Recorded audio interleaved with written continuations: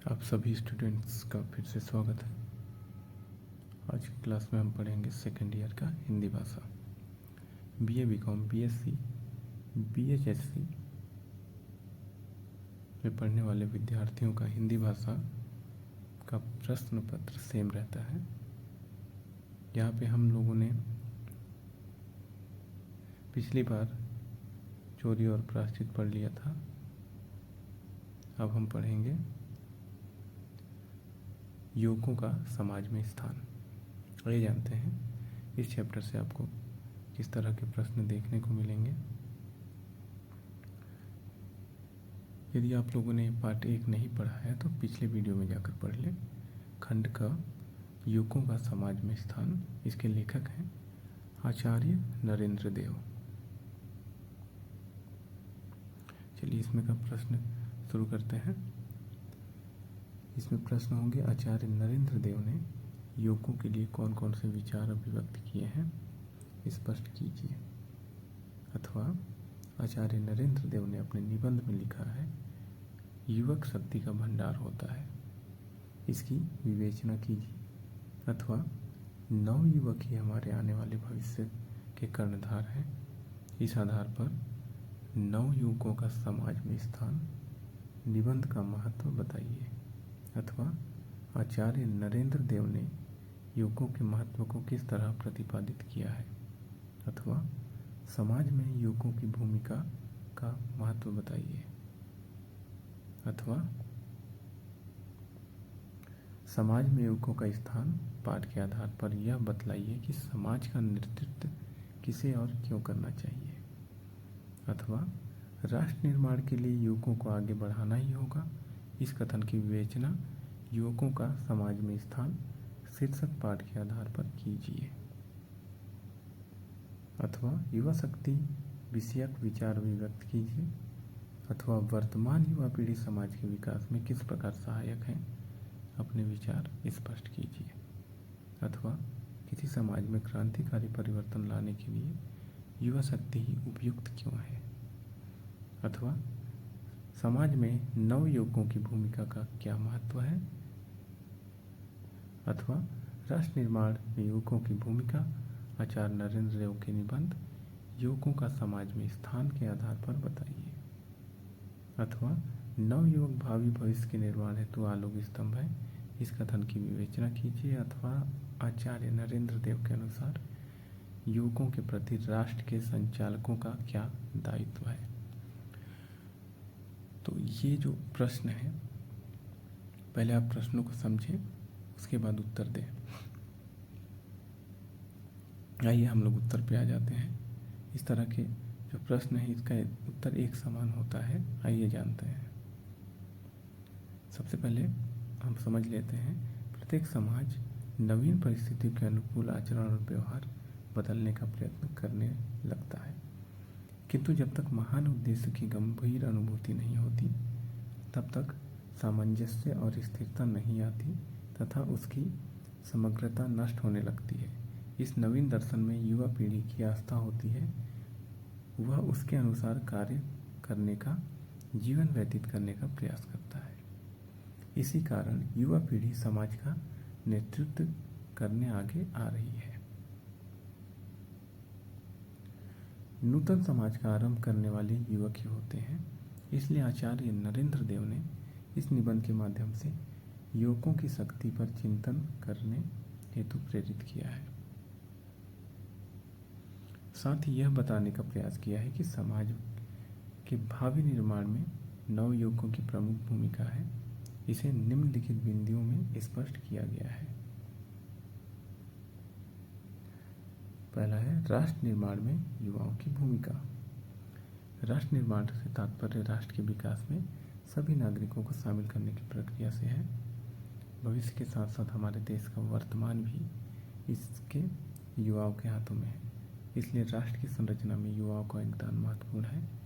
युवावस्था ही वह समय है जब नवोन्मेषी और रचनात्मक विचार मन में आते हैं और जो समुदाय और स्वराष्ट्र की नीतियों, योजनाओं और विकास कार्यों को युवाओं द्वारा सर्वोत्तम रूप से लागू किया जा सकता है।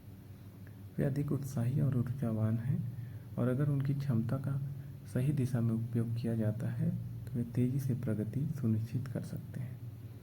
यह महत्वपूर्ण है कि युवाओं को अपनी बोलने, विचारों और विचारों की स्वतंत्रता का अभ्यास करने के लिए मिलता है। उन्हें अपनी राय देने, अपने विचारों को साझा करने और अपनी प्रतिभा दिखाने के लिए सही मंच मिलना चाहिए। दूसरा है युवक शौर्य के पर्याय। युवक में साहस, शौर्य, तेज और त्याग की भावना प्रबल होती है। समाज की नवीन आवश्यकताओं को समझने की उनमें सूझबूझ होती है। तीसरा, युवक समाज के आधार। इस निबंध में युवकों को समाज का आधार स्तंभ माना गया है। नव युवक ही समाज को मजबूत आधार प्रदान कर सकते हैं। आचार्य नरेंद्र देव के अनुसार परिवर्तन से ही समाज में आदर्श स्थापित किए जा सकते हैं। नव युवक आधुनिक समाज के संस्थापक हैं। उन्हीं के साहस से नए समाज का निर्माण संभव है।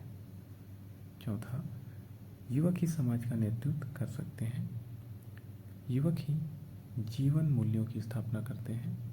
समाज में सामंजस्य, स्थिरता और समग्रता के नवीन दर्शन में युवकों की आस्था होती है। नवीन मूल्यों की स्थापना करने के कार्य का युवक ही नेतृत्व करते हैं।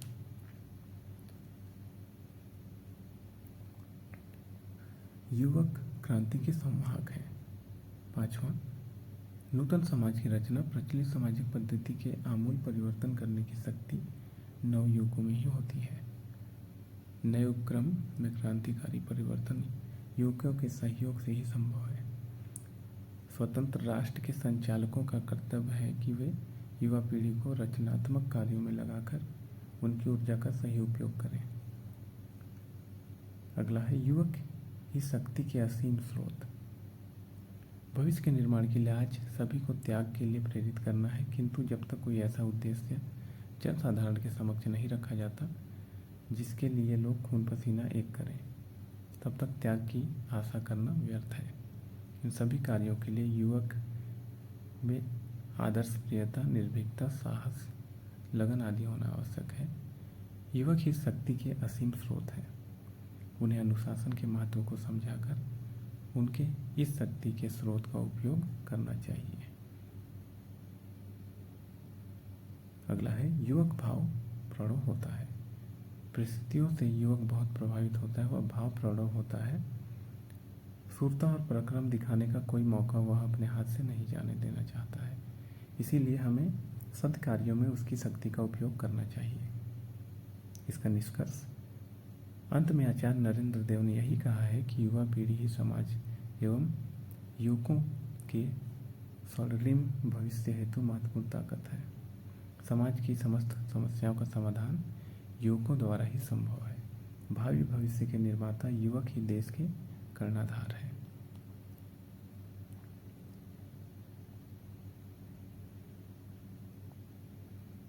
तो हम लोगों ने यह प्रश्न का उत्तर जान लिया है। यदि आपके समझ भी इस तरह के प्रश्न आए तो आप जो है ऐसे पॉइंट्स बनाकर इन आंसर को लिखें।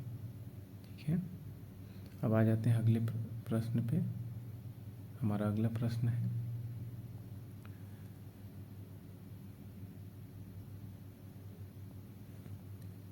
युवकों के अधिकार को स्वीकार करना। आचार्य नरेंद्र देव के इस कथन का आशय स्पष्ट कीजिए। अथवा युवकों को अधिकार देने के संबंध में आचार्य नरेंद्र देव के विचारों को प्रस्तुत कीजिए।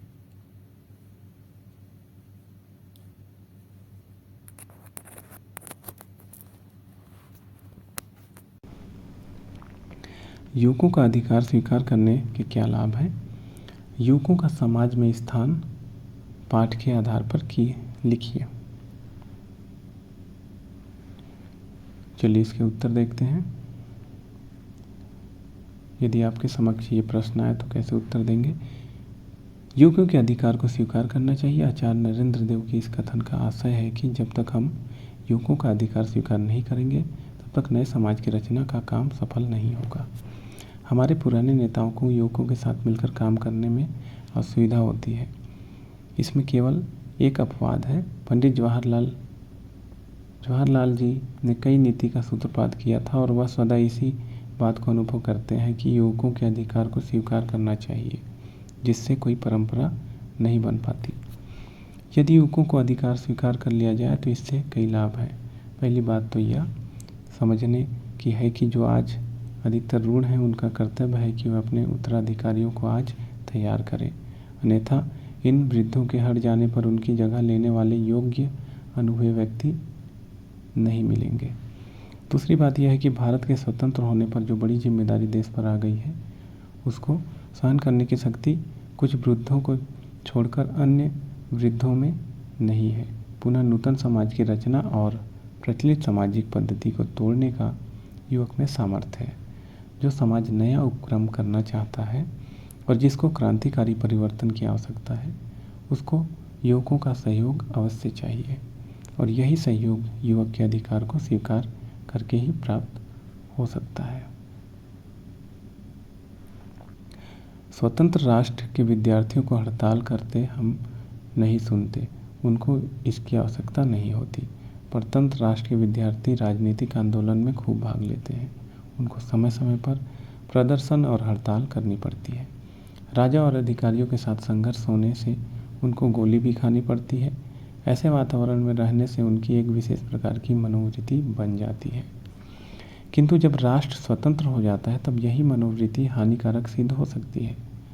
राष्ट्र के संचालकों का कर्तव्य है कि बदली हुई परिस्थितियों में वैसे विधानों और उपायों का अवलंब लें जिनसे युवकों की मनोवृत्ति बदलने और वह अपनी शक्तियों का विनियोग रचनात्मक कामों में करें। पहले तो पुराने अभ्यास को छोड़ना कठिन होता है, और दूसरे जब समाज के नेता पुरानी वृत्ति को बदलने का प्रयास नहीं करते तब कठिनाई और बढ़ जाती है। पुरानी मनोवृत्ति को बदलने का उपाय युवक के अधिकार को स्वीकार करना है। यदि आज की पीढ़ी आने वाली पीढ़ी की शिक्षा दीक्षा का भार अपने ऊपर न लेगी और उनको विकास का अवसर न देगी तो वह इतिहास के सम्मुख दोषी ठहराई जाएगी। राष्ट्र निर्माण का कार्य अभी आरंभ नहीं हुआ है, प्रत्येक दिशा में हमें प्रगति करनी है। शताब्दियों का रास्ता थोड़े वर्षों में तय करना है। लोकतंत्र की स्थापना के लिए सार्वजनिक शिक्षा की आवश्यकता है। इसके लिए अस्पृश्यता निवारण और जाति पाति के कठोर बंधनों को तोड़ना भी जरूरी है। लोकतंत्र अभ्यास का विषय है, केवल लोकतंत्र का पाठ पढ़ने और उसका नारा लगाने से उसकी स्थापना नहीं होती। इसलिए सहयोग का प्रचार कर सामाजिक संबंधों को बदलना तथा नई आर्थिक पद्धति को प्रतिष्ठित करना नितांत आवश्यक है।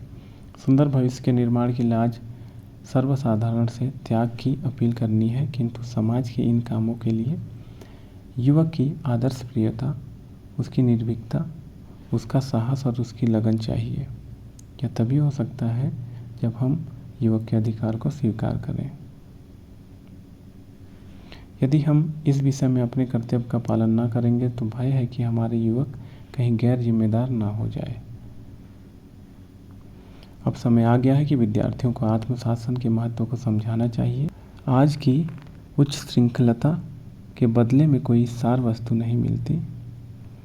इतना ही नहीं, उससे समाज का अनिष्ट ही होगा। यह उच्च श्रृंखलता युवक के अधिकार को स्वीकार करने से ही दूर होगी। इस संबंध में एक बात और विचारने योग्य है। युवक शक्ति का भंडार होता है। जिस परिस्थिति में रहता है उससे वह अत्यंत प्रभावित होता है। यह भावप्रवण होता है तथा शूरता दिखाने में किसी अवसर को वह छोड़ता नहीं था। यह भावप्रवण होता है तथा शूरता दिखाने में किसी अवसर को वह छोड़ना नहीं चाहता। यदि समाज स्वतंत्र होने की चेष्टा कर रहा है तो वह उसी में लग जाता है, और यदि उसका समाज सांप्रदायिक युद्ध में लगा है तो वह उसका अगुवा बनना चाहता है। यदि इस दृष्टि से देखा जाए तो युवक न प्रगतिशील है और न ही प्रतिक्रियावादी। वह किसी भी नए काम में लगाया जा सकता है। शर्त यह है कि उसकी भावना पूरी होनी चाहिए और उसे काम का मौका मिलना चाहिए। आचार्य नरेंद्र देव आगे कहते हैं, क्या हम राष्ट्र निर्माण के कार्य के लिए युवकों के अधिकार को स्वीकार नहीं करेंगे? मैं यह जानता हूँ कि प्रत्येक अधिकार के साथ कर्तव्य होता है, किंतु आज की परिस्थिति में अधिकार को स्वीकार करके ही कर्तव्य की बात कही जा सकती है। स्थूल सत्य यह है कि आज की किसी भी समस्या का समाधान युवकों के सहयोग के बिना समुचित रूप से नहीं हो सकता। तो यदि आपके पास भी ऐसे प्रश्न आए तो तो आप इसी तरीके से इसका उत्तर लिखेंगे। हम लोगों ने देखा युवकों के अधिकार को स्वीकार करना। आचार्य नरेंद्र देव के इस कथन का आशय स्पष्ट करिए। यहाँ पे हम लोगों ने युवकों के अधिकार का स्वीकार करने के लाभ और समाज में स्थान के बारे में जाना। अब चले जाते हैं अगले प्रश्न पे।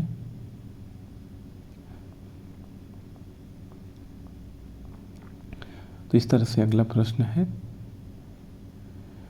युवक समाज का आधार स्तंभ है, इस कथन पर प्रकाश डालिए।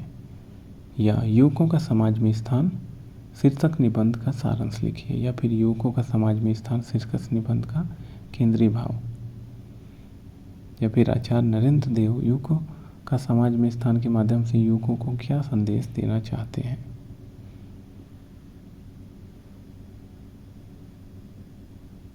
या फिर नव युवक समाज के निर्माण की आधारशिला है, आचार्य नरेंद्र देव के निबंध के आधार पर विश्लेषण कीजिए। आचार्य नरेंद्र द्वारा लिखित युवक का समाज में स्थान निबंध का सारांश अपने शब्दों में लिखिए। युवकों के समाज में स्थान निबंध का सारांश लिखते हुए राष्ट्र निर्माण के युवकों की भूमिका बताइए। युवकों का समाज में स्थान निबंध का केंद्रीय भाव लिखिए। तो यहाँ पे हम निबंध का सारांश या केंद्रीय भाव जानेंगे। चलिए शुरू करते हैं। इस निबंध में आचार्य नरेंद्र देव ने युवकों को समाज का आधार स्तंभ माना है। उनके अनुसार नव युवक ही समाज को मजबूत आधार प्रदान कर सकते हैं। इस निबंध में उन्होंने युवकों के महत्व को बड़े ही रोचक ढंग से प्रस्तुत किया है। आचार्य नरेंद्र देव के अनुसार परिवर्तन से ही समाज में आदर्श स्थापित किए जा सकते हैं। इसी मूल मंत्र को सिद्ध मानकर समाज में नव आयाम स्थापित किए हैं। उनके अनुसार नव युवक आधुनिक समाज के संस्थापक हैं। उन्हीं के साहस से नव समाज की स्थापना हो सकती है। प्रत्येक समाज नवीन परिस्थितियों के अनुकूल आचरण और व्यवहार बदलने का प्रयत्न करते हैं, किंतु जब तक महान उद्देश्यों की गंभीर अनुभूति नहीं होती तब तक सामंजस्य और स्थिरता नहीं आती तथा उसकी समग्रता नष्ट होने लगती है। इस नवीन दर्शन में युवा पीढ़ी की आस्था होती है। वह इसके अनुसार कार्य करने तथा जीवन व्यतीत करने का प्रयास करता है।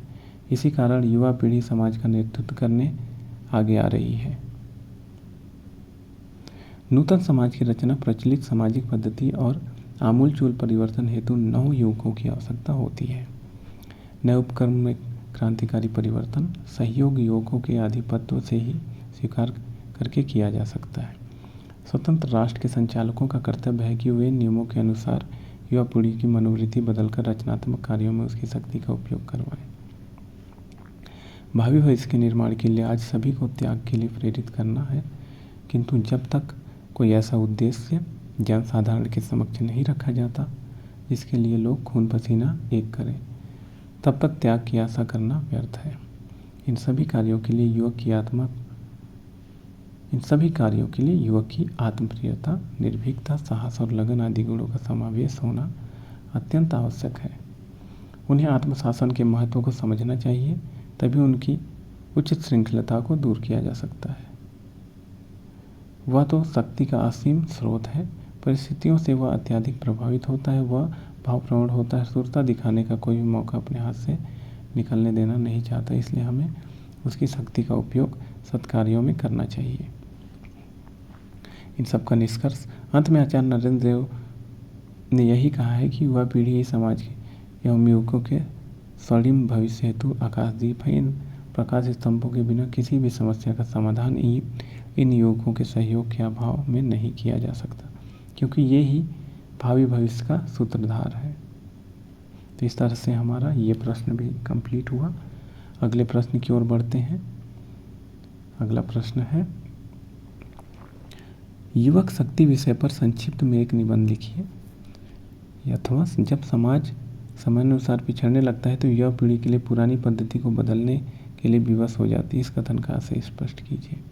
युवा शक्ति क्या है, इस पर संक्षेप में निबंध लिखिए। या फिर युवा राष्ट्र के निर्माता है, समाज के उत्थान में उनका योगदान रेखांकित कीजिए। या फिर युवा शक्ति का राष्ट्र में उत्थान से क्या योगदान है, आइए जानते हैं। समाज में उत्थान में युवकों की महत्वपूर्ण भूमिका होती है। सामाजिक एवं आध्यात्मिक मूल्यों में बदलाव युवकों के द्वारा ही आता है। नूतन समाज के आरंभक प्रायः युवक होते हैं। युवक साहस, शौर्य, तेज और त्याग से परिपूरित होते हैं। वह हमेशा आत्म बलिदान के लिए तैयार रहते हैं। युवक किसी भी नए आंदोलन एवं नई संस्था के जनक होते हैं। उनमें संगठन की अद्भुत क्षमता होती है, वे अक्षय ऊर्जा से स्रोत होते हैं। युवकों में नेतृत्व क्षमता होती है, वे शीघ्र ही अधिकार रूढ़ हो जाते हैं, वे सदैव परिवर्तन के इच्छुक होते हैं, जिसके कारण पुरानी पीढ़ी की आलोचना के केंद्र बिंदु होते हैं। किसी भी समाज के विकास में युवा वर्ग का सबसे महत्वपूर्ण योगदान होता है। युवा ही किसी समाज नींव और रीढ़ होते हैं। युवाओं में जोश रहता है, उमंग होती है, उत्साह होती है, उन्हें ऊंचाइयों के नए शिखर छूने की चाहत होती है। इसलिए उस समाज के उत्थान पे और विकास में युवा सबसे उपयोग माध्यम बनते हैं। जिस समाज में युवाओं की भागीदारी जितनी अधिक होगी, वह समाज उतना ही अधिक विकसित होता है। युवा नवीनता के परिचायक होते हैं। वह पुरानी अनुपयोगी बातों को अलग हटकर नए विचारों के वाहक होते हैं और नवीनता ही विकास का पैमाना है। इसलिए युवा ही विकास के पर्याय हैं। किसी भी समाज को चाहिए कि वह युवाओं को ऊर्जा को व्यर्थ न जाने दे और उनकी ऊर्जा को सकारात्मक कार्यों के प्रयोग में लाए, जिससे समाज का विकास हो पाए। यदि युवा वर्ग अपने मार्ग से भटक जाए तो वह समाज भी पतन के मार्ग पर जा सकता है। इसलिए युवाओं को सकारात्मकता के पद चलाते रहना सबसे बड़ी आवश्यकता है। इसके लिए उन्हें उचित मार्गदर्शन दिया जाना चाहिए। वह कार्य समाज के अनुभवी लोग कर सकते हैं। समाज को चाहिए कि वे युवकों को जिम्मेदारी दें, उन्हें महत्व के पदों पर बैठाएं। पुरानी पीढ़ी को अपने उत्तराधिकारियों को प्रशिक्षित करना चाहिए, उनका विरोध नहीं करना चाहिए। देश की बागडोर संभालने के लिए उन्हें प्रशिक्षित करना चाहिए। युवकों की शक्ति का उपयोग रचनात्मक कार्यों में करना चाहिए। किसी भी राष्ट्र का निर्माण युवकों द्वारा ही होता है। सामाजिक बुराइयों और कुरीतियों का विरोध भी सर्वप्रथम युवक ही करते हैं। लोकतंत्र की स्थापना में युवकों की महत्वपूर्ण भूमिका होती है। अतः वृद्ध जन लोकतंत्र का अभ्यास कराते हुए सही दिशा प्रदान करें, क्योंकि यह केवल किताबी ज्ञान नहीं है, यह अनुभव द्वारा सीखी जाती है। युवकों को गैर जिम्मेदार एवं उच्छृंखल होने से भी बचाना चाहिए। उनमें जोश होता है किंतु होश नहीं, अतः उनका मार्गदर्शन करना वृद्धों का दायित्व है। अंततः हमें मानना ही होगा कि आज की किसी भी समस्या का समाधान युवकों के बिना समुचित रूप से नहीं हो सकती। तो आपका यह प्रश्न कंप्लीट हुआ। इस तरह से इस पार्ट में यानी पार्ट 2 में केवल इतने ही प्रश्न आपको देखने को मिलेंगे। हम लोगों ने इस पार्ट में 1, 2, 3, 4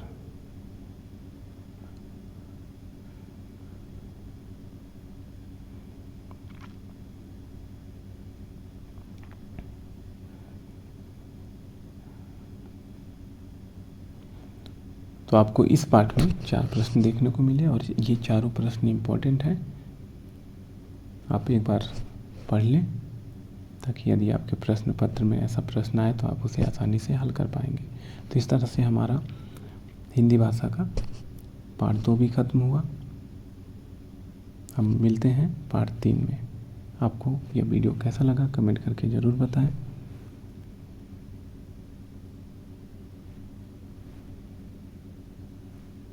वीडियो देखने के लिए आपका धन्यवाद।